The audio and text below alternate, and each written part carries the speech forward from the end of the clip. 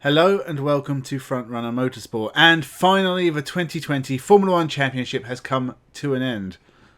It was a pretty dire race. It's up there with the most boring races of the year.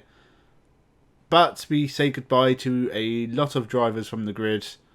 We have a few things to discuss. We'll discuss what happened with the fourth place, which was the stakes going into the final race of the season, the constructors, everything. So sit back, relax, and let's begin.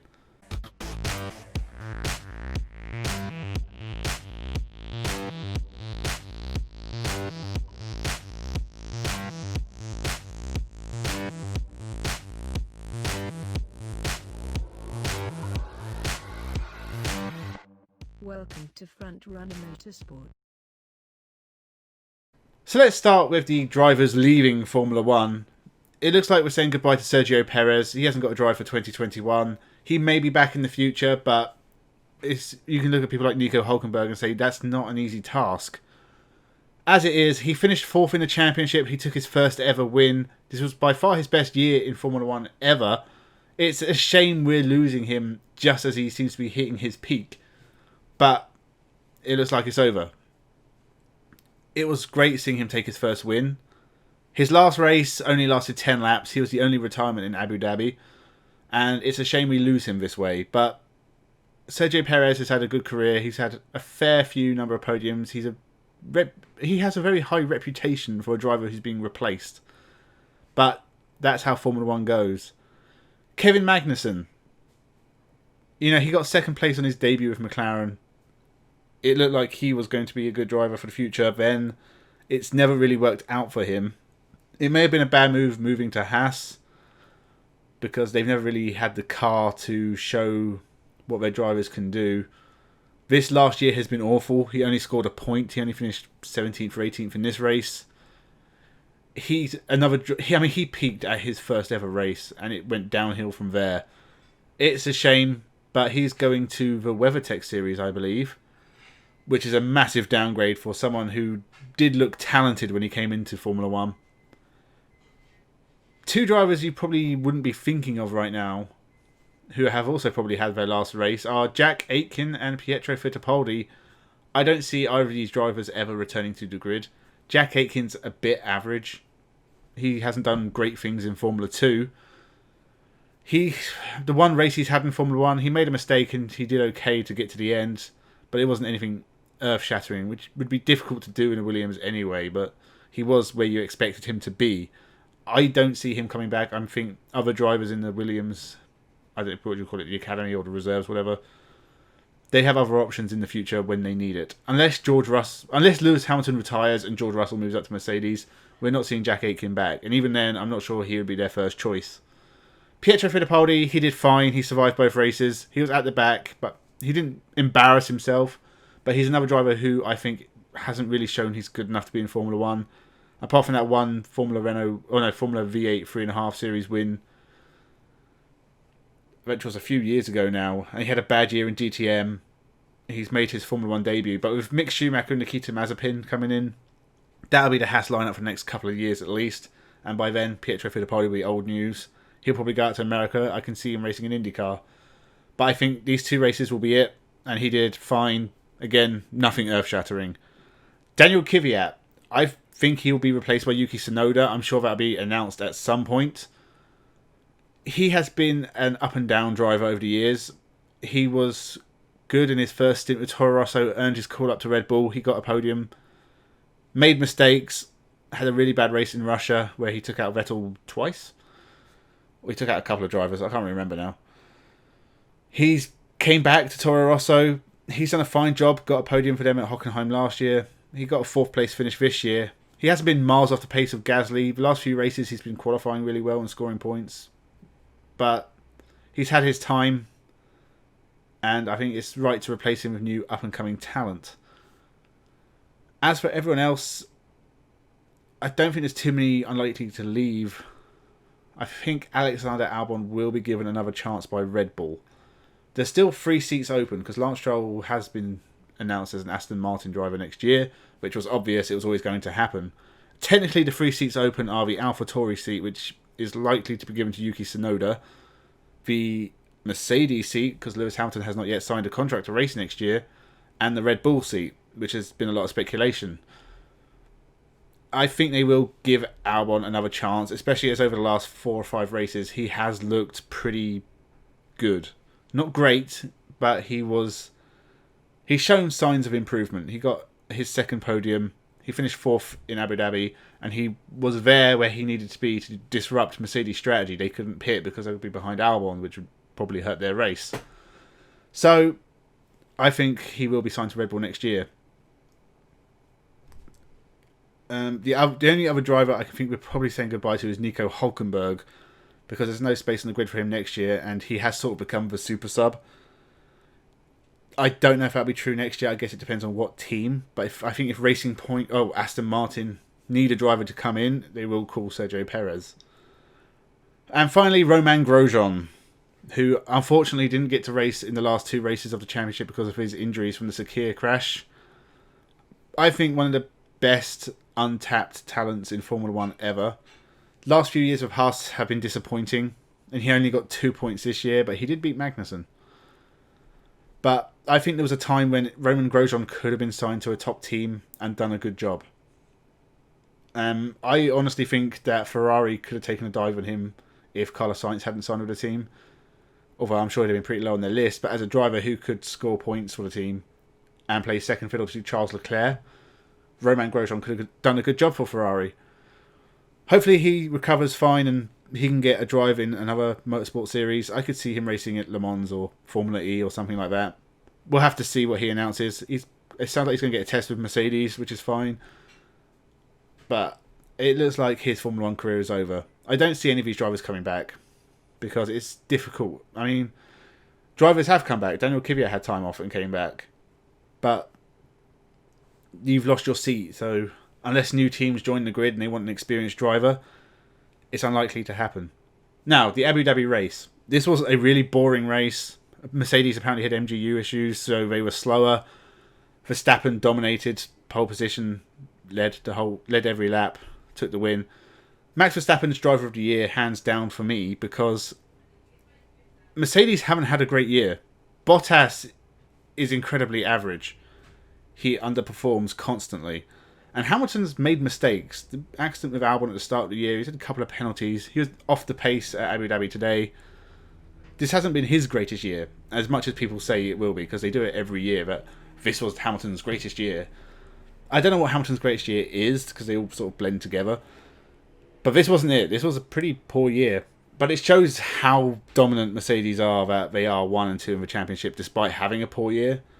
But I think it shows how talented Max Verstappen is, that pretty much every race, he was there or thereabouts. It's impossible to beat Mercedes at every race. You need things to happen in your favour, really. And Verstappen only has 2 wins, but he was pretty much top 3 and not too far off Mercedes everywhere. So that is top-class talent. And he's had a brilliant year. And it's a shame he's finished 3rd again. I was kind of hoping he'd beat Bottas. But I think Mercedes are such a massive step ahead of everyone else that it was always going to be a big ask. And he's done a great job just to finish 3rd and not be a million miles off them. So the rest of the field, we saw Sergio Perez take 4th, which I've always said is a great achievement for him as he leaves. Disappointed for Ricciardo to miss out on 4th, because I think he's done a good job for Renault this year. And I think he'd be one of my other top drivers. And you had the McLaren pair right up there with Carlos Sainz and Lando Norris. They've both had great years. Charles Leclerc has made the best of a bad Ferrari. Probably overperformed, so he was pretty impressive. Alexander Albon, I think he's getting there, but he has disappointed generally all year. I think he can get better if he stays in Formula 1. Give him another chance. Same for Gasly. I think he's only going to get better as well. It's been seeing as he took his first win, it's still only been an okay year for Gasly. But he has constantly performed at a midfield level, so he's met expectations, I would say. Esteban Ocon coming back into sport, it was always going to be difficult for him to adjust. He's done okay. He didn't make anything too embarrassing, so I think he finished 12th in the championship, which isn't great, but I think that's to be expected. Lance Stroll was probably the most disappointing driver of the year, just because he's been my whipping boy for years, since he began really, which isn't really fair because he has done okay sometimes. he had a great start to the season, and he got that podium at Monza, and he was in fourth in the championship, and he looked like everything was going right for him. He then had, was it 5 or 6 races where he didn't score? Various accidents and mechanical issues, or just outside the points. I think it was 2 points in 7 races really ruined his championship.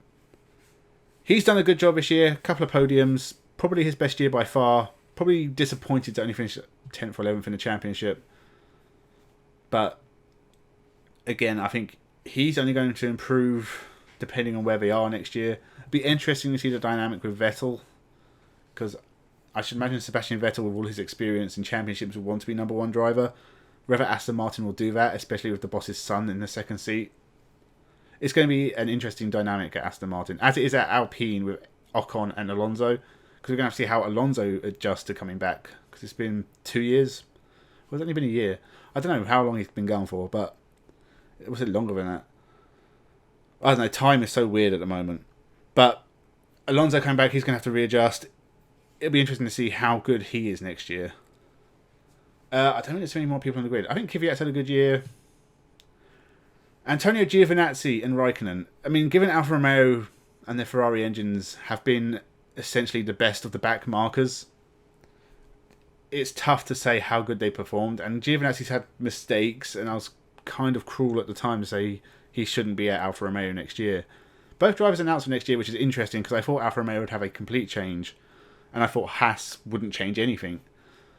It's the other way around, and Kimi Raikkonen, who is the most experienced driver on the field, I don't think he's had a great year, because he's got the same amount of points as Antonio Giovinazzi, and points have been hard to come by for the team. Giovinazzi's improved, but I don't see his Formula 1 career lasting too long. I think he'll get another year at best, and then they'll change, unless he improves massively next year.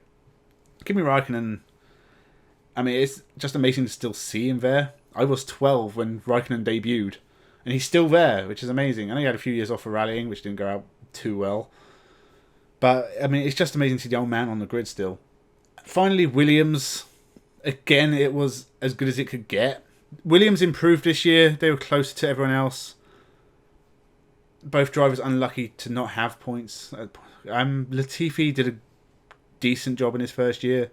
Again, nothing earth-shattering, but I don't think anything earth-shattering was possible. If he had been a constant midfield presence and scoring points, it would have been amazing.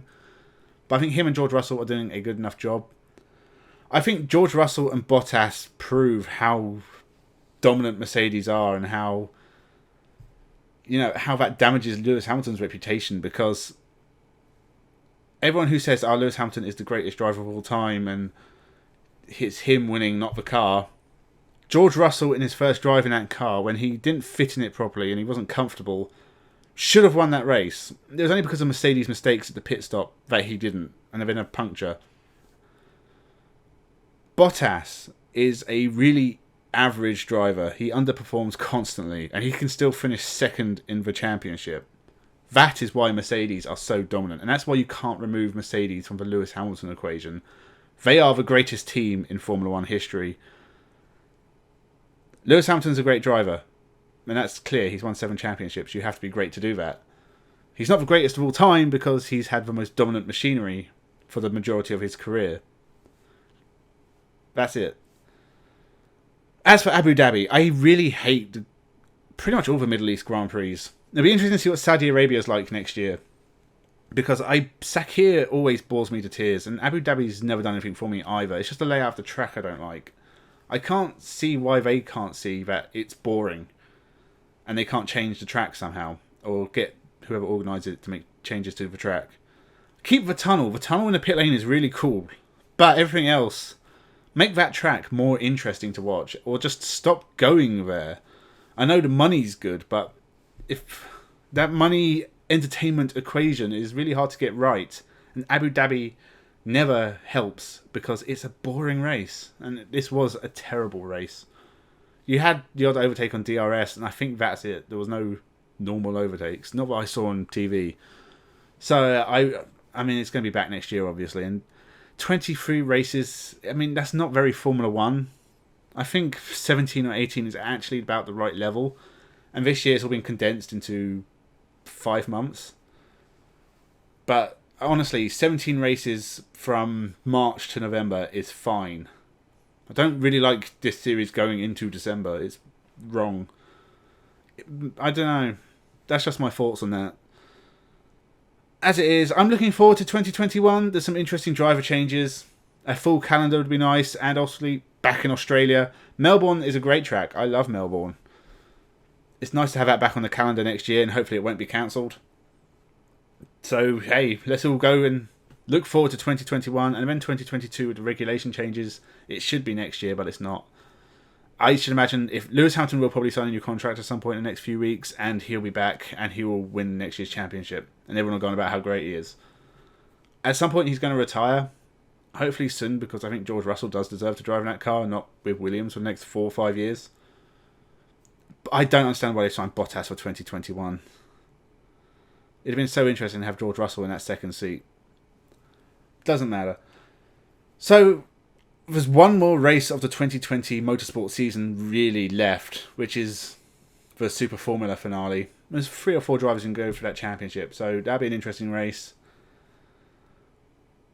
But that'll be the end of 2020, the motorsport season.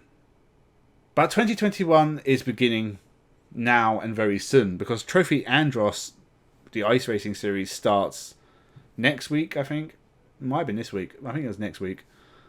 And then we also have Asian Formula 3 in January. We have Toyota Racing Series in January, which I'm really looking forward to. Shane Van Gisbergen's going to be racing at the New Zealand Grand Prix. I love Van Gisers. I think he should race in Formula 1, but that's probably out of the question. But it'll be great to see him in the New Zealand Grand Prix. We also have the WRC will be starting in January, normally with Monte Carlo. I haven't actually checked to see what their provisional calendar looks like, but hopefully that'll be starting in January. And we also have Formula E, so January looks like it's stacked for a change. And February will be the same. It will be a WRC event and Formula E. NASCAR normally starts in February, I think the Daytona 500. So we haven't got long to wait for all the racing to start again. By March, loads of stuff will be starting. We've got Extreme E starting next year, which is shaping up nicely. We have W Series is coming back. DTM is going to be completely different. VA Supercars is going to be interesting. There's so much to look forward to next year. I can't wait.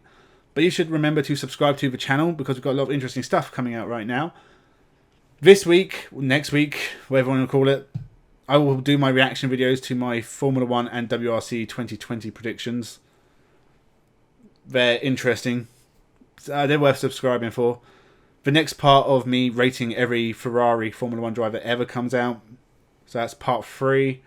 Make sure you check out the first 2 parts and subscribe for parts 4 and 5. Very soon we'll be doing the Formula E predictions video and probably the WRC one again. A Formula E livery review will be coming out. We have another video game review to do at some point. I'm going to do some more One Race Wonders. There's loads of stuff coming out. It's a really good time to subscribe to the channel. And with that, thank you for watching. Leave your comments down below. And have a good one as 2020 comes to an end.